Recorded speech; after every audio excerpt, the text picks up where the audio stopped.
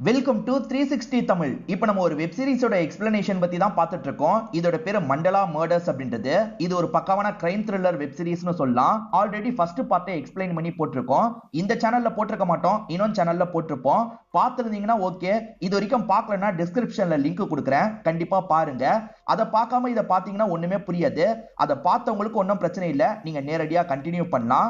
நான் ஃபர்ஸ்ட் பார்ட்லயே பிளாட்டை பத்தி சொல்லியிருப்பேன், அதனால பிளாட் எல்லாம் எக்ஸ்பிளைன் பண்ணல, நேரடியா எக்ஸ்பிளனேஷன் போலாம். அதுக்கு முன்னாடி இந்த வீடியோக்கு ஒரு லைக் மட்டும் போடுங்க. நீங்க லைக் போடுறது மூலியமாவும் ஹைப் பண்றது மூலியமாவும் இன்னும் நிறைய பேர்கிட்ட இந்த வீடியோ கொண்டு போய் சேர்க்கப்படும். மேற்கொண்டு டைம் வேஸ்ட் பண்ணாம நம்ம நேரடியா எக்ஸ்பிளனேஷனுக்குள்ள போயிடலாம். தேர்ட் எபிசோட ஸ்டார்டிங் சீனே புதுசா ரெண்டு கேரக்டரை காட்டுறாங்க. ஹஸ்பண்ட் பேரு சாஸ்திரி, ஒய்ஃப் பேரு மாலினி அப்படின்றது. இப்ப மாலினி இருக்காங்கல்ல, காலையில குளிச்சு ரெடி ஆகுறாங்க. இப்ப பூஜைக்கான ஏற்பாடெல்லாம் பண்றாங்க. ஹஸ்பண்டுமே பூஜை எல்லாம் பண்ணிட்டு இருக்காரு.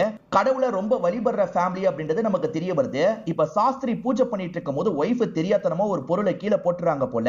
இப்ப கோவத்துல ஒய்ஃப் அடிக்கிறதுக்காக வராரு. அப்பதான் ஒரு நிழல கிராஸ் பண்ணி போறத பார்த்து ஷாக் ஆயிடுறாரு. என்னாச்சுங்க அப்படின்ற மாதிரி ஒய்ஃப் கேக்குறாங்க. நான் மரணத்தோட நிழலை பார்த்தன்ற மாதிரி சொல்லிட்டாரு.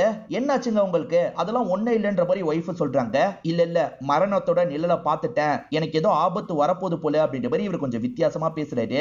அப்படியே கட் பண்ணி அந்த ஸ்பாட்டை நமக்கு காட்டுறாங்க. அண்ணன் தம்பி ரெண்டு பேருமே இறந்து போயிட்டாங்கல்ல. இப்ப போலீஸுங்களா அந்த ஸ்பாட்டுக்கு வந்துடுறாங்க. அங்க கிடைக்கிற எல்லா விஷயத்தையும் கலெக்ட் பண்ணிட்டு இருக்காங்க. இப்ப ஹீரோ இருக்கார்ல, நான் உள்ள போய் பாத்துக்குவா அப்படின்ற மாதிரி இங்க இருக்க போலீஸ் கிட்ட பர்மிஷன் கேக்குறாரு. அதாவது ரியாக்கு அசிஸ்டண்டா ரெண்டு பேர் இருந்தாங்கல்ல, அவங்க கிட்ட பர்மிஷன் கேக்குறாரு. அவங்களும் போய்க்கோங்கன்ற மாதிரி சொல்றாங்க. வாசல்ல நின்னு ஒரு நபர் போட்டோ எடுத்துட்டு இருக்காரு. இவர் டார்ச் லைட் எடுத்து தான் உள்ள போலாம் நினைக்கிறாரு. டார்ச் லைட் உள்ள வேலை செய்யாது போல, ஏன்னா பிளாஷ் வேலை செய்யல அப்படின்ற மாதிரிலாம் இந்த நபர் சொல்றாரு. அப்படியான்ற மாதிரி கேட்டுட்டு இவரும் உள்ள செக் பண்றதுக்காக வராரு. உள்ள வர ஆரம்பிச்சோடனே டார்ச் லைட் வேலை செய்ய மாட்டேங்குது. என்ன டார்ச் லைட் மக்கர் பண்ணுது அப்படின்ற மாதிரி இவரும் யோசிக்கிறாரு. சரி, வேற ஏதாவது யூஸ் பண்ணுவோன்ற மாதிரி இவருமே லைட்டரை யூஸ் பண்ண ஆரம்பிக்கிறாரு. அந்த இடத்துல என்னதான் இருக்குன்ற மாதிரி பாக்குறாரு. அதாவது ஒரு மொட்டை பாஸ் இருந்தார்ல, அந்த இடத்துல என்ன இருக்குன்னு பாக்குறாரு. அங்க ஒரு மனுஷனோட சிலை மாதிரி ஏதோ இருக்கு. அந்த சுஜய் விஜய்னு ரெண்டு பேருமே இறந்து போயிட்டாங்கல்ல, அதனால அனன்யா சீட்டு நமக்கு தான் கிடைக்கும்ன்ற மாதிரி சந்தோஷமா இருக்காங்க. இப்ப மக்கள் எல்லாரையும் பார்த்த மாதிரி பேச ஆரம்பிக்கிறாங்க.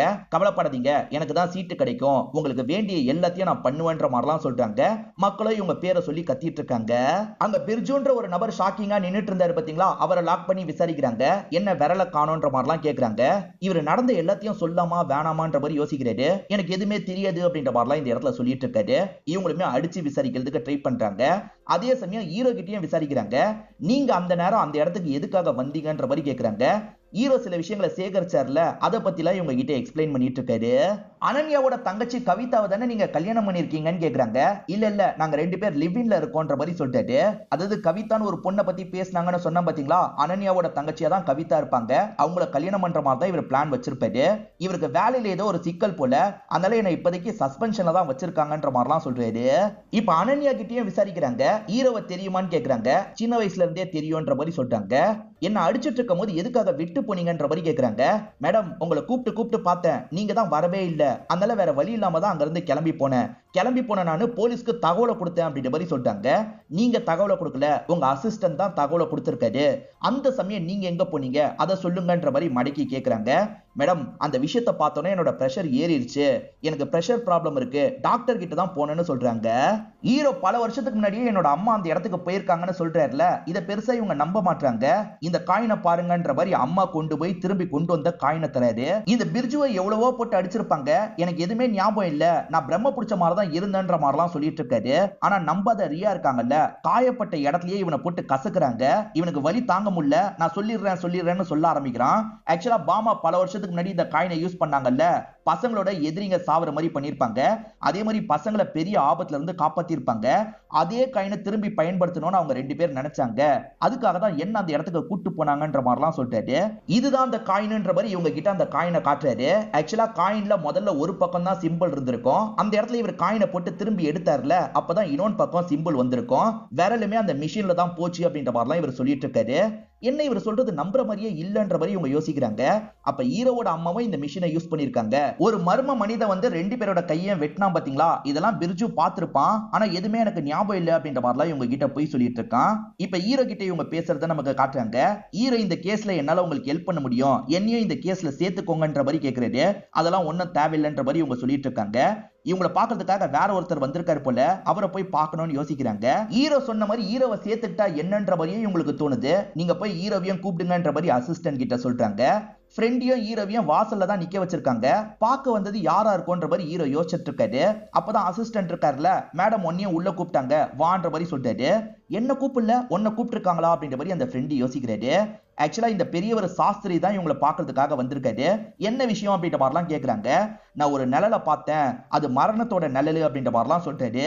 புரியுற மாதிரி பேசுங்க அப்படின்ற மாதிரி இவங்க கேக்குறாங்க. ஆக்சுவலா 2 பேர் இறந்து போனாங்கல்ல, ஏற்கனவே அந்த விஷயத்தை என்னால சென்ஸ் பண்ண முடிஞ்சது. ஒரு நிழல் மனுஷன் தான் இந்த விஷயத்த பண்ணிருக்கான். ஒரு ஷார்ப்பான பழங்காலத்து கத்திய வச்சுதான் இந்த விஷயத்த பண்ணிருக்கான். அடுத்து அவன் கையால சாக போறது நான் தான்ன்ற மாதிரி சொல்றாரு. எதை வச்சு சொல்றீங்கன்ற மாதிரி இவங்க கேக்குறாங்க. அவன் அடுத்ததா ஒரு ஆசிரியரை கொல்ல போறான், நான் அந்த ஆசிரியர் அப்படின்ற மாதிரி சொல்றாரு. ஜிம்மின்னு எனக்கு ஒரு ஃப்ரெண்ட் இருக்கான், அந்த ஜிம்மி கிட்ட இதை பத்தி நான் நிறைய டிஸ்கஸ்லாம் பண்ணிருக்கேன்ற மாதிரி சொல்றாரு. ஆனா இவர் பேசுறத பெருசா ரியாவால நம்ப முடியல. இருந்தாலுமே இவர் சொல்றதெல்லாம் கேட்டுட்டு இருக்காங்க. அப்ப இவரோட ஒய்ஃப் இந்த இடத்துக்கு வந்துடுறாங்க. இங்க என்னங்க பண்ணிட்டு இருக்கீங்க, வீட்டுக்கு போலாம், நம்ம இல்லாம நம்ம பையன் சாப்பிட மாட்டான்ல, கிளம்பலான்ற மாதிரி மாலினி சொல்றாங்க. அதே மாதிரி நீங்க சொல்றதெல்லாம் போலீஸ் நம்ப மாட்டாங்க, உங்களை முட்டாள்னு நினைப்பாங்க, வாங்க போலான்ற மாதிரி திரும்ப திரும்ப கூப்பிட்டுக்கிட்டே இருக்காங்க. இவருமே போ நான் வந்துடுறேன்ற மாதிரி சொல்லிட்டாரு. ஒய்ஃபுமே வெளியே கிளம்பி போயிடுறாங்க. இப்ப இவர் இருக்கார்ல, நான் சொல்றதை நீங்க நம்பி இருக்க மாட்டீங்கன்னு எனக்கு தெரியுது, ஆனா தயவு செஞ்சு உங்களுக்கு இதை பத்தி பேசணும்னா என் வீட்டுக்கு வந்து பேசுங்க, இதுதான் என்னோட டீடைல் அப்படின்ற மாதிரி டீடைல் எல்லாம் தந்துட்டு போறாரு. இவர் என்னோட ஃப்ரெண்ட் ஜிம்மி கிட்ட பேசணுன்ற மாதிரி சொன்னாரு பாத்தீங்களா, அந்த ஜிம்மியை நம்ம போய் பார்க்கலான்ற மாதிரி விக்ரம் வேகமா கிளம்புறாரு. அந்த ஜிம்மியை பத்தி விசாரிச்சு அவரோட வீட்டுக்கிட்ட வந்துடுறாரு.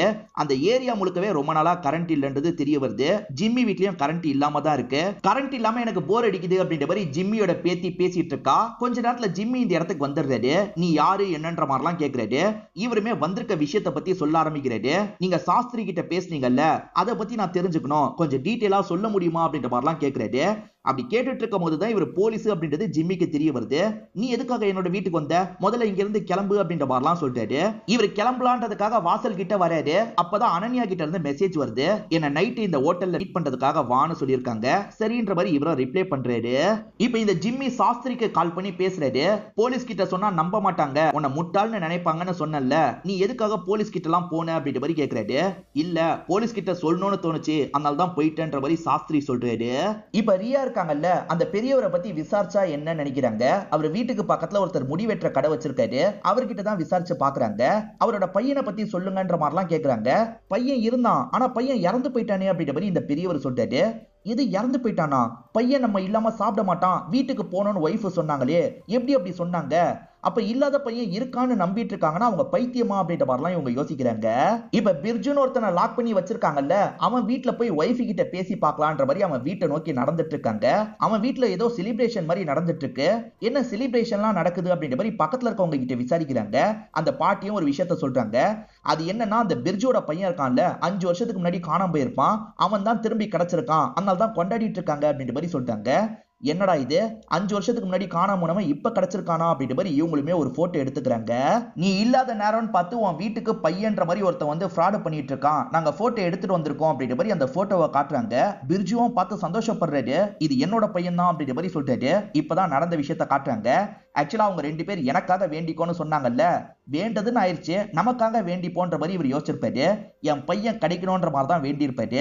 அதுக்கப்புறம் தான் விரல்லாம் இவருக்கு போயிருக்கும். இதெல்லாம் நடக்க வாய்ப்பே இல்லைன்னு நினைச்சிருப்பாரு. இப்ப நடந்துருச்சுல, பயங்கரமா சந்தோஷப்படுறாரு. இதுதான் என்னோட பையன்ற மாதிரிலாம் சொல்லிட்டு இருக்காரு. இல்ல பிர்ஜு, இது உன்னோட பையன் இல்ல, உன் பையன் இல்லல்ல, அதனால தான் அடிச்சு அவங்க கிட்ட நாங்க பேச போறோம்ன்ற மாதிரி சொல்றாங்க. இன்டைரக்டா மிரட்டுறாங்கன்றத பிர்ஜு புரிஞ்சுக்கிறாரு. மேடம், உங்களுக்கு வேண்டிய எந்த தகவல்னாலும் சொல்றேன், என்ன விட்டுருங்கன்ற மாதிரிலாம் கேக்குறாரு. இப்பதான் நடந்த விஷயத்த சொல்றாரு. ஏதோ புகெல்லாம் வர மாதிரி போட்டான், அதனால தான் அவங்க 2 பேரும் அசைய முடியாம இருந்தாங்க. அப்ப மாஸ்க் போட்ட மாதிரி ஒருத்தன் வந்தான், கையில ஷார்ப்பான கத்தி வச்சிருந்தான், பழங்காலத்து கத்தி மாதிரி தான் இருந்ததுன்ற மாதிரிலாம் சொல்றான். அந்த சாஸ்திரி சொன்னது மேட்ச் ஆகுது அப்படின்ற மாதிரி இவங்க யோசிக்கிறாங்க. அனன்யா ஒரு ஹோட்டலுக்கு வர சொன்னாங்கல்ல, இவருமே அந்த இடத்துக்கு வந்துடுறாரு. அனன்யா முகத்தெல்லாம் மூடிக்கிறாங்க. ரூமுக்கு வந்ததுக்கு அப்புறம் தான் முகத்தை ஓபன் பண்றாங்க. எதுக்காக வர சொன்னன்ற மாதிரிலாம் கேக்குறாரு. ஒரு காரணம் இருக்குன்ற மாதிரி இவங்க கேமராவை எடுக்கிறாங்க. எதிர இருக்க பில்டிங்கை பாக்குறாங்க. அந்த பில்டிங்க்கு தான் ஹஸ்பண்ட் போயிட்டு இருக்காரு. ஹஸ்பண்ட் ஒரு பொண்ணை பாக்குறதுக்காக தான் வந்திருக்காரு. இப்ப திடீர்னு பார்த்தா வீல் சேர்ல இருந்து எந்திரிச்சு நார்மலா அவங்க கிட்ட பேசிட்டு இருக்காரு. வீட்டுல நடக்க முடியாத மாதிரி நடிக்க தான் செஞ்சிருக்காருன்றது இப்பதான் தெரிய வருது. உன் ஹஸ்பண்டுக்கு எப்ப காலு சரியாச்சு அப்படின்ற மாதிரி ஹீரோ கேக்குறாரு. அதெல்லாம் எப்பயோ சரியாயிருச்சு, சரியாகாத மாதிரி இன்னும் நடிச்சிட்டு இருக்கான், கடைசி நேரத்துல சரியாயிருச்சு, ஒரு அதிசயம் நடந்துருச்சுன்ற மாதிரி மக்கள் கிட்ட பிரச்சாரம் பண்றதுக்காக தான் இப்படி பண்ணிட்டு இருக்கான், எனக்கு எதிராக நிக்கிறதுக்கு முடிவுலாம் பண்ணிருக்கான்ற மாதிரி இவங்க சொல்லிட்டு இருக்காங்க. அவனை எக்ஸ்போஸ் பண்றதுக்காக தான் இந்த போட்டோ எல்லாம் எடுக்கிறியான்னு கேக்குறாரு. இவங்களும் ஆமான்னு சொல்றாங்க. ஒன்னால எனக்கு ஒரு உதவி கிடைக்கணும், ஒரு பகுதியில கரண்ட் ரொம்ப நாள் இல்லாம இருக்கு, எப்படியாவது ஏற்பாடு பண்ணுன்ற மாதிரிலாம் கேக்குறாரு. அவ்வளவுதானே, நான் சீக்கிரமா ரெடி பண்றேன் அப்படின்ற மாதிரி இவங்க சொல்றாங்க. இப்ப கரண்ட் இல்லாத பகுதியில கரண்ட் வந்துருது. இப்ப ஜிம்மியும் ரொம்ப சந்தோஷப்படுறாரு. ஆக்சுவலா இந்த இடத்துல கரண்ட்டை வரவையே உனக்கு ஹெல்ப் பண்றன்ற மாதிரி ஜிம்மி சொல்லியிருப்பாரு. அதுக்காக தான் இந்த பகுதிக்கே இவர் கரண்ட் எல்லாம் வர வச்சிருக்காரு. இப்ப எனக்கான ஹெல்ப் நீங்க பண்ண முடியும்ல அப்படின்ற மாதிரி கேக்குறாரு. சரி நான் பண்றேன் அப்படின்ற மாதிரி ஜிம்மியும் இந்த இடத்துல ஏத்துக்கிறாரு. பிர்ஜு ஒரு அடையாளத்தை சொன்னா பாத்தீங்களா, அதே அடையாளத்தை சாஸ்திரி சொல்லியிருப்பாரு. இப்ப சாஸ்திரியோட வீட்டுக்கு போய் விசாரிக்கலான்றதுக்காக தான் இவங்க போயிட்டு இருக்காங்க. அப்ப சாஸ்திரி சொன்னதும் அந்த பிர்ஜு சொன்னதும் இவங்களோட மைண்டுக்குள்ள ஓடிட்டு இருக்கு. நீங்க 2 பேர் வர வேணாம், நான் மட்டும் பாத்துக்கிறேன்ற மாதிரி ஆளுங்க கிட்ட சொல்றாங்க. மாலினி தான் கதவை திறந்து இவங்களை வெல்கம் எல்லாம் பண்ணிட்டு இருக்காங்க. இப்ப நமக்கு ஜிம்மி சொல்றத காட்டுறாங்க. 50 வருஷத்துக்கு முன்னாடி நடந்ததுதான் இதுக்கெல்லாம் காரணம் அப்படின்ற மாதிரி தான் சொல்றாரு. ஆக்சுவலா 50 வருஷத்துக்கு முன்னாடி ருக்மிணியை சில ஆளுங்கெல்லாம் சேர்ந்து அட்டாக் பண்ணாங்கல்ல, குறிப்பா ஊர் தலைவர் மாதிரி ஒருத்தர் தான் அட்டாக் பண்ணிருப்பாரு. அவரோட பேரனா தான் இந்த ஜிம்மி இருப்பாரு. அந்த டைம்ல சிலர் சேர்ந்த மாதிரி ஒரு மிஷினை ரெடி பண்ணிருக்காங்க. அந்த மிஷின் என்ன மாதிரியான மிஷின்னு தெரியல, ஆனா அந்த மிஷின் சம்பந்தப்பட்ட சில பேப்பர்லாம் இருக்குன்ற மாதிரி பேப்பர்லாம் இவர்கிட்ட காமிச்சிட்டு இருக்காரு. அதுல அந்த சிம்பிள்லாம் நிறையவே இருக்கு. ஹீரோவும் பாக்குறாரு. பக்கத்து கடைக்காரர் கிட்ட விசாரிச்சேன், உங்க பையன் எப்பயோ இறந்து போயிட்டாராமே, அப்புறம் எப்படி பையனுக்கு சாப்பாடு ஊட்டுறதுக்கு போகணும்னு உங்க ஒய்ஃப் சொன்னாங்கன்ற மாதிரி கேக்குறாங்க. பையன் இந்த பூமியை விட்டு போயிட்டான், அவன் ஆன்மா இன்னும் இருக்கதான் செய்யுது, அந்த ஆன்மா அங்கதான் உக்காந்துட்டு இருக்குன்னு சொல்றாரு. இவங்க நம்பாத மாதிரி சிரிக்கிறாங்க. நீ கூட உன்னோட தங்கச்சியை பாக்குறல, இப்ப கூட உன்னோட தங்கச்சி அங்கதானே நிக்கிறான்ற மாதிரி கரெக்டா இடத்த காட்டுறாரு. இத பாக்குற இவங்களுமே மிரண்டு போயிடுறாங்க. அப்ப இவர் உண்மையிலேயே ஆன்மாவெல்லாம் பாப்பாரு போலன்னு நினைக்கிறாங்க. இந்த சாஸ்திரியோட பையன் போட்டோ மாட்டிருக்கு. இவங்க ஒரு பார்வை பாக்குறாங்க. அதே மாதிரி மாலினி இருக்காங்கல்ல, இவங்க 2 பேருக்கு காஃபியை கொண்டு வராங்க. பையன் கிட்ட பேசிக்கிட்டே கொண்டு வராங்க. இந்த லேடியும் பாப்பாங்க போலன்ற மாதிரி ரியா யோசிக்கிறாங்க. இப்ப ஜிம்மி எக்ஸ்பிளைன் பண்றதை நமக்கு காட்டுறாங்க. ஆக்சுவலா தாத்தா சிலதெல்லாம் சேகரிச்சு வச்சிருப்பாரு. அந்த விஷயத்தை தான் இவர் காமிச்சிட்டு இருக்காரு. இப்ப ஹீரோக்கு ஒண்ணு மட்டும் புரியுது, அந்த பகுதியில மிஷின் இருந்திருக்கு, நம்ம அம்மா அந்த மிஷின் மூலியமா ஹெல்ப் கேட்கறதுக்காக தான் போயிருக்காங்க, அந்த இடத்துல அம்மாக்கு ஏதோ ஆயிருக்கு அப்படின்ற மாதிரிலாம் இந்த இடத்துல யோசிக்கிறாரு. இந்த இடத்துல இவங்க சாஸ்திரி கிட்ட பேசிட்டு இருக்கும் போது சாஸ்திரி எந்திரிச்சு நின்னு ஒரு இடத்த ஷாக்கிங்கா பாக்குறாரு. என்னாச்சு அப்படின்ற மாதிரி கேக்குறாங்க. அவன் என்ன கொல்றதுக்காக வந்துட்டான்ற மாதிரி சொல்லிட்டாரு. அங்க யாருமே இல்லைன்னு சொல்லிட்டாங்க. ஆனா அவன் பக்கத்துல வர மாதிரிலாம் இவர் பண்றாரு. அவன் அட்டாக் பண்ற மாதிரிலாம் பண்ணிட்டு இருக்காரு. திடீர்னு இங்க இருக்க சவர்ல போய் இடிக்கிறாரு, கீழே விழுந்துடுறாரு. இத பாக்குற ரியாக்கு ஒண்ணுமே புரிய மாட்டேங்குது. மேடம் எங்க இருக்கீங்க, உங்க ஹஸ்பண்ட் கீழே விழுந்துட்டாரு, வாங்க வாங்கன்ற மாதிரிலாம் கூப்பிடுறாங்க. அந்த லேடி ஒரு ரூம்குள்ள இருக்காங்க. அந்த ரூம்குள்ள புகை மூட்டமா இருக்கு. அந்த புகையெல்லாம் தாண்டி வந்து பார்த்தா அந்த லேடியோட தலை இல்லாம இருக்கு. என்ன இந்த லேடியோட தலையை காணோன்ற மாதிரி இவங்க ஷாக் ஆயிட்டு இருக்காங்க. இங்கதான் 3rd எபிசோட முடிக்கிறாங்க. இப்ப விக்ரமோட பாஸ்ட நமக்கு காட்டுறாங்க. இவர் வீட்டு வாசல்ல யாரோ ஒரு பாக்ஸ வச்சுட்டு போயிருக்காங்க. என்ன பாக்ஸ்னு எடுத்து பாக்குறாரு. ஒரு ஸ்கேம் ரிலேட்டட் டாக்குமெண்ட்ஸ் தான் இருக்கும். எக்ஸ்போஸ் பண்ணுங்கன்ற மாதிரி தான் வச்சுட்டு போயிருக்காங்க போல. இவரை பொறுத்த வரைக்கும் கேர்ள் ஃபிரெண்ட் கூட தான் தங்கி இருக்காரு. அவங்க பேரு கவிதா அப்படின்றது. அவங்க மீடியால வேலை பாக்குறாங்க. இந்த ஸ்கேமை வெளியே கொண்டு வர போறியா அப்படின்ற மாதிரிலாம் இவர்கிட்ட கேக்குறாங்க. இவர் அதுக்கெல்லாம் பதில் சொல்ல மாட்டாரு. நான் வேணா கொண்டு வரவான்ற மாதிரி கேக்குறாங்க. அதெல்லாம் ஒன்னும் வேணாம், நீ ஆபீஸ் வேலையை பாருன்ற மாதிரி சொல்றாரு. கவிதா ஒரு ஜேர்னலிஸ்டா இருப்பாங்க, அதனால தான் இந்த விஷயத்துல ஆர்வமா இருக்காங்க. இவர் வேலையெல்லாம் முடிச்சுட்டு வீட்டுக்கு வரும்போது கவிதா அந்த டாக்குமெண்ட்டை முழுசா படிச்சு முடிச்சிருக்காங்க. அந்த ஸ்கேமை பத்தி எல்லா தகவலும் தெரிஞ்சிருக்கு. நம்ம எப்படியாவது இதை வெளியே கொண்டு வரணும் அப்படின்ற மாதிரிலாம் பேசிட்டு இருக்காங்க. ஆனா விக்ரம் சுத்தமா ஆர்வமே காட்ட மாட்டாரு. என்ன விக்ரம் ஆர்வமே காட்ட மாட்டாரு அப்படின்ற மாதிரிலாம் இவங்க கேக்குறாங்க. அதுக்கு ஒரு காரணம் இருக்குன்ற மாதிரி இவருமே சொல்றாரு. ஆக்சுவலா ஏற்கனவே இதை வெளியே கொண்டு வரணும்னு நினைச்சவங்கள அவங்க காலி பண்ணிட்டாங்க. தேவையில்லாத ரிஸ்க் எல்லாம் வேணாம், இதை விட்டுலாம் அப்படின்ற மாதிரி சொல்றாரு. கேர்ள் ஃப்ரெண்டுக்கு முதல்ல கொஞ்சம் கஷ்டமா இருக்கு.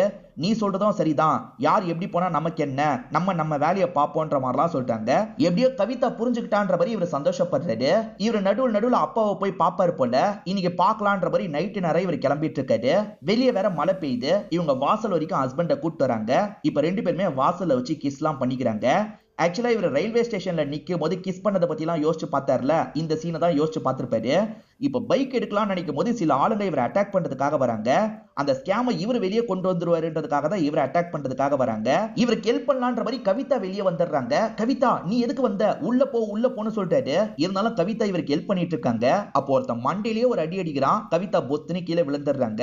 இப்ப வந்த ஆளுங்க எல்லாருமே வேகமா இங்க இருந்து கிளம்பிடுறாங்க. இப்படிதான் கவிதா கோமாக்கு போனாங்கன்றத நமக்கு புரிய வைக்கிறாங்க. இப்ப ஹாஸ்பிட்டல்ல இருந்து கால் வருது. நர்ஸ் தான் பேசுறாங்க. கவிதா கிட்ட நல்ல இம்ப்ரூவ்மெண்ட் தெரியுதுன்ற மாதிரிலாம் சொல்றாங்க. கவிதா பக்கம் கேமராவெல்லாம் திருப்பி வைக்கிறாங்க. இவருமே கவிதாவோட கண்டிஷனை பார்த்து ஃபீல் பண்ணிட்டு இருக்காரு. துளசி செடியெல்லாம் வச்சிருப்பாங்கல்ல, அந்த சவத்துல இடிச்சுதான் அவர் இறந்து போயிருப்பாரு. வேகமா இடிச்சு இறந்து போயிருக்காரு. அந்த லேடியோட தலை எப்படி துண்டா போச்சுன்னு தெரியல. ஒருவேளை அந்த கருப்பு மாஸ்க் போட்டவன் வந்து இந்த விஷயத்த பண்ணிருப்பான் போல அப்படின்ற மாதிரிலாம் இவங்க ஹீரோ கிட்ட சொல்லிட்டாங்க. நான் போகும்போது புகை மூட்டமா இருந்தது. பிர்ஜு சொன்னதை வச்சு பார்க்கும்போது அந்த இடத்துலயும் இந்த புகையை போட்டிருக்காங்க. இந்த புகையை போட்டதுக்கு அப்புறம் தான் அந்த அண்ணன் தம்பிங்களால அசைய முடியல. சோ இந்த லேடியாலையும் அசைய முடியல போல, அவன் கதையை முடிச்சிருக்கான் அப்படின்ற மாதிரிலாம் பேசிக்கிறாங்க. இப்பதான் அந்த இடத்துல இவங்களுக்கு சின்னதா கற்பூரம் மாதிரி ஏதோ கிடைக்குது. இது மூலியமா தான் அந்த புகை வந்திருக்கு அப்படின்றத இவங்களுமே புரிஞ்சுக்கிறாங்க. இத பத்தி விசாரிக்கணும்னு யோசிக்கிறாங்க. இதை தாண்டி இந்த வீட்டை செக் பண்ணலான்ற மாதிரி இவங்க செக் பண்றாங்க. ஒரு பீரோ இருக்கு. பீரோவெல்லாம் ஓபன் பண்ணி இவங்க பார்த்துட்டு இருக்காங்க. அப்படி பார்த்துட்டு இருக்கும் போதுதான் பீரோல சீக்கிரட்டா ஒரு கம்பார்ட்மெண்ட் இருக்கிறது இவங்களுக்கு தெரியுது. இந்த பீரோ இன்னும் பெருசா இருக்கும் போல. இதை ஓபன் பண்ணி பார்க்கலான்னு ஓபன் பண்ணி பாக்குறாங்க. பார்த்தா அதுக்குள்ள இந்த சாஸ்திரி எதையோ வச்சிருக்காரு. இவங்களுக்கு ஒரு சிம்பிள் கிடைச்சது பாத்தீங்களா, அதே மாதிரி விதவிதமா நிறைய சிம்பிள்லாம் இருக்கு. மொத்தம் 7 இருக்கு. அந்த 7த்தையும் ஜிம்மி கிட்ட கொண்டு வந்துடுறாங்க. இத பத்தி நீங்க விசாரிச்சு சொல்லுங்க அப்படின்ற மாதிரிலாம் கேட்டுட்டு இருக்காங்க. இத பத்தி சாஸ்திரி எனக்கு கொஞ்சம் கொஞ்சம் சொல்லியிருக்காருன்ற மாதிரி இவரும் சொல்றாரு. இதை நான் சீலுன்னு சொல்றேன். இந்த சீலை பொறுத்த வரைக்கும் டிராவலிங்லாம் அதிகம் பண்ற ஒருத்தன் சாவான்ற மாதிரி தான் மென்ஷன் ஆயிருக்குன்னு சொல்றாரு. ஆக்சுவலா முதல்ல இறந்து போனது அபிஷேக் தானே. அவன் அதிகமா டிராவலிங் பண்ணுவான். அவன் தான் இறந்து போயிருக்கான்றதை இவங்க புரிஞ்சுக்கிறாங்க. ரெண்டாவது சீல் என்ன தெரியுமா சொல்லுது, மோசமான அண்ணன் தம்பிங்க இறந்து போவாங்கன்னு சொல்லுதுன்ற மாதிரி சொல்றாரு. மோசமான அண்ணன் தம்பிங்க இறந்து போனது இவங்களுக்கு தெரியும்ல, சோ அதுவும் கரெக்டா நடந்திருக்குன்னு இவங்க புரிஞ்சுக்கிறாங்க. இப்ப மூணாவது சீலை பத்தி சொல்றாரு. ஒரு பண்டிதர் சாவாருன்ற மாதிரி போட்டிருக்கு. ஆக்சுவலா இதை பார்த்து தான் சாஸ்திரி நான் தான் கொல்லப்பட வாய்ப்பு இருக்குன்னு சொல்லியிருப்பாரு. இப்பதான் இவங்களுக்கு இந்த விஷயம் புரியுது. சரி, இதுக்கப்புறமும் இதே பேட்டர்ன்ல தான் கொலை நடக்க வாய்ப்பு இருக்கு. அந்த 4வது சீல் என்னதான் சொல்ல வருது அப்படின்றத எங்களுக்கு கண்டுபிடிச்சு சொல்லுங்கன்ற மாதிரி கேக்குறாங்க. சாஸ்திரி மாதிரி உடனே என்னால கண்டுபிடிக்க முடியாது, எனக்கு கொஞ்சம் டைம் மட்டும் தாங்கன்ற மாதிரி அந்த ஜிம்மியும் டைமை வாங்கிக்கிறாரு. இப்ப ஹீரோ இருக்கார்ல, இவரோட ஃப்ரெண்டை பாக்குறதுக்காக வராரு. ஃப்ரெண்டு பேரு முகேஷ்னு வச்சுக்கலான்ற மாதிரி நான் சொல்லியிருப்பேன். ஆக்சுவலா அந்த கற்பூரத்தை பத்தி விசாரிக்கணும்னு ஹீரோ நினைக்கிறாரு. தெரிஞ்ச எல்லா மருந்து கடையிலையும் இதை பத்தி விசாரி, நானும் ஒரு பக்கம் விசாரிக்கிறேன்னு சொல்றாரு. இந்த ஃப்ரெண்டு ஒவ்வொரு கடையா அந்த கற்பூரத்தை பத்தி விசாரிச்சுட்டு இருக்காரு. அதே சமயம் ஜிம்மி இருக்கார்ல, அதை டீகோட் பண்றதுக்கு ட்ரை பண்றாரு. அதுல ஒரு டிராயிங் மாதிரி இருக்கு, அதை எப்படியாவது டீகோட் பண்ணும் அப்படின்ற மாதிரி தான் ட்ரை பண்ணிட்டு இருக்காரு. இது ரெண்டுத்தையும் மாத்தி மாத்தி நமக்கு காமிச்சிட்டு இருக்காங்க. இப்ப ஜிம்மி இருக்கார்ல, ஒரு வழியா அதை டீகோட் பண்ணிடுறாரு போல. இப்ப விக்ரம பேசுறதுக்காக வீட்டுக்கு வர வச்சிடுறாரு. விக்ரம் கிட்ட அடுத்து யாரு சாக போறான்றத சொல்றாரு. அது ஒரு பொண்ணு, அது பிரின்சஸா இருக்க வாய்ப்பு இருக்குன்ற மாதிரி சொல்றாரு. இன்னமும் சில பகுதியில ராஜா நடைமுறைலாம் இருக்கும்ல, அந்த மாதிரி பகுதியில இருக்க பிரின்சஸ் தான் சாக போறாங்க போல, எப்படியாவது தடுக்கணும் அப்படின்ற மாதிரி இவருமே யோசிக்கிறாரு. அப்படியே கட் பண்ணி அனன்யாவை நமக்கு காட்டுறாங்க. இப்போ ஒரு மீட்டிங்காக தான் கிளம்பிட்டு இருக்காங்க. அசிஸ்டன்ட் இருக்கார்ல, உங்க ஹஸ்பண்ட் உங்களுக்கு எதிராக போட்டியிடுறதுக்கு முடிவு பண்ணிருக்காரு பாருங்கன்ற மாதிரி பேம்ப்ளெட்டை காட்டுறாரு. அதெல்லாம் எனக்கு தெரியும், நான் பாத்துக்கிறேன்ற மாதிரி இவங்களுமே கார் எடுத்துட்டு கிளம்புறாங்க. இவங்க போறத ஒரு ட்ரோன் ஃபாலோ பண்ற மாதிரி நமக்கு காட்டுறாங்க. ஹஸ்பண்ட் தான் ட்ரோன் மூலியமா ஃபாலோ பண்றாரா என்னன்னு தெரியல. இவங்க வந்திருக்க மீட்டிங்ல மத்தவங்க பேசிட்டு இருக்காங்க, இவங்க உட்காந்து பார்த்துட்டு இருக்காங்க. அப்பதான் ஹீரோ கிட்ட இருந்து போன் கால் வருது. என்ன விஷயம்ன்ற மாதிரி கேக்குறாங்க. ஆக்சுவலா பிரின்சஸ் தான் சாக போறாங்கன்னு வந்தது இல்ல, இவங்களுமே ராஜா வம்சாவளி குடும்பத்தை சேர்ந்தவங்களா இருப்பாங்க. உனக்கு ஏதாவது ஆபத்து வந்துருமோன்னு எனக்கு பயமா இருக்கு, நீ கேர்ஃபுல்லா இருன்ற மாதிரிலாம் சொல்லிட்டாரு. எனக்கு ஆபத்து வந்துடும் பயமா இருந்ததுன்னா நீ என்ன பாதுகாக்கிறதுக்காக வா, நான் இங்கதான் இருப்பேன்ற மாதிரி இவங்களுமே சொல்றாங்க. விக்ரம் ஏற்கனவே அபிஷேக்கோட ஒய்ஃப் கிட்ட பேசுறதுக்காக வந்தார்ல, இப்ப ரியா பேசுறதுக்காக வந்திருக்காங்க. அபிஷேக்க பத்தி சொல்லுங்கன்ற மாதிரி கேக்குறாங்க. அபிஷேக் அவ்வளவு ஒன்னும் நல்லவெல்லாம் கிடையாது, நானே டைவர்ஸ் பண்ணலாம் நினைச்சேன்ற மாதிரி ஒய்ஃப் சொல்றாங்க. அபிஷேக் இருக்கார்ல, அடுத்தவன் ஒய்ஃபு கூட எல்லாம் அஃபேர்ல இருந்திருப்பாரு. அந்த மாதிரி அஃபேர்ல இருந்து ஒரு வாட்டி வசமா மாட்டிருப்பாரு. அந்த ஒய்ஃபோட ஹஸ்பண்ட் பெரிய ஆளு போல, உன்னை சாவடிக்காம விட மாட்டேன்ற மாதிரி சொல்லியிருப்பாரு. கொஞ்ச நாள் அபிஷேக் பயத்திலே தான் சுத்திட்டு இருந்தான். ஆனா அதுக்கப்புறம் அந்த நபரு ஒரு ஆக்சிடென்ட்ல இறந்து போயிட்டாரு. இவனுக்கு அந்த கட்டை விரலும் போயிருந்தது. ஏன்னு கேட்டப்ப சரியாவே அவன் காரணத்தை சொல்லன்ற மாதிரி சொல்லிட்டாங்க. அதுக்கப்புறம் கொஞ்ச நாள் திருந்தி இருந்தான், திரும்பி பழையபடி மாறிட்டான் மேடம், அவன்லாம் எப்பவுமே இப்படிதான் அப்படின்ற மாதிரி ஒய்ஃபு புலம்பிட்டு இருக்காங்க. ஒருவேளை அவன் வரம் கேட்டு சாவடிச்சிருப்பானா அப்படின்ற மாதிரி இவங்களுக்கு தோணுது. இந்த மாதிரி காயின் உன் ஹஸ்பண்ட் கிட்ட இருந்ததான்ற மாதிரி கேக்குறாங்க. இருந்தது அப்படின்ற மாதிரி இவங்களுமே அந்த மாதிரி ஒரு காயினை எடுத்து தராங்க. இந்த போட்டோக்கு பின்னாடி தான் காயின் இருந்ததுன்னு சொல்றாங்க. இப்ப போட்டோவை பாக்குற ரியா இன்னும் ஷாக் ஆயிடுறாங்க. போட்டோல இருக்கிறது யார் தெரியுமா, மாலினி தான் இருக்காங்க. ஒரு இடத்துல இருக்காங்க. இந்த இடம் எங்க இருக்குன்னு தெரியுமான்ற மாதிரி இவங்க ஒய்ஃப் கிட்ட கேக்குறாங்க. தெரியும் மேடம் அப்படின்ற மாதிரி இவங்க இடத்த சொல்லிடுறாங்க. இந்த மாலினி யாருன்ற மாதிரி உங்களுக்கு ஒரு டவுட் வந்திருக்கும். அதாவது தலை இல்லாம இறந்து போனாங்கல்ல, அவங்க தான் மாலினியா இருப்பாங்க. இப்ப அப்படியே கட் பண்ணி ஹீரோவோட ஃப்ரெண்டு முகேஷை காட்டுறாங்க. அவர் ஒவ்வொரு கடையா விசாரிச்சுட்டு இருக்காரு. யாருக்குமே தெரிய மாட்டேங்குது. ஒரு பெரியவர் இருக்கார்ல, இந்த பகுதிக்கு போய் விசாரி, அங்க இருக்கவங்களுக்கும் தெரியலனா யாருக்குமே தெரியாதுன்னு சொல்றாரு. சரி அங்கேயும் ட்ரை பண்ணலான்னு இவர் கிளம்புறாரு. அனன்யா நீ வேணா வந்து பாத்துக்கோன்னு சொன்னாங்கல்ல, இவர் உண்மையிலேயே இந்த இடத்துக்கு வந்துடுறாரு. அனன்யாவும் பார்த்து ஸ்மைல் பண்றாங்க. இன்னைக்கு நைட் அனன்யா வீட்லயே இருக்கலாம்னு இவர் முடிவு பண்றாரு. ஹஸ்பண்ட் வெளியே போயிருக்காரு போல, அதனால இங்கேயே தங்க வச்சுக்கலாம்னு இவங்களும் யோசிக்கிறாங்க. இவங்க வீட்ல நிறைய போட்டோஸ்லாம் இருக்கும். ஒவ்வொரு போட்டோஸா இவர் பார்த்துக்கிட்டே வந்துட்டு இருக்காரு. பார்த்தா அந்த இடத்துல தான் அனன்யா ட்ரெஸ் எல்லாம் மாத்திட்டு இருக்காங்க. இவர் தாண்டி போக மாட்டாரு. அங்க இருந்து குறுகுறுன்னு அவங்களையே பார்த்துட்டு இருக்காரு.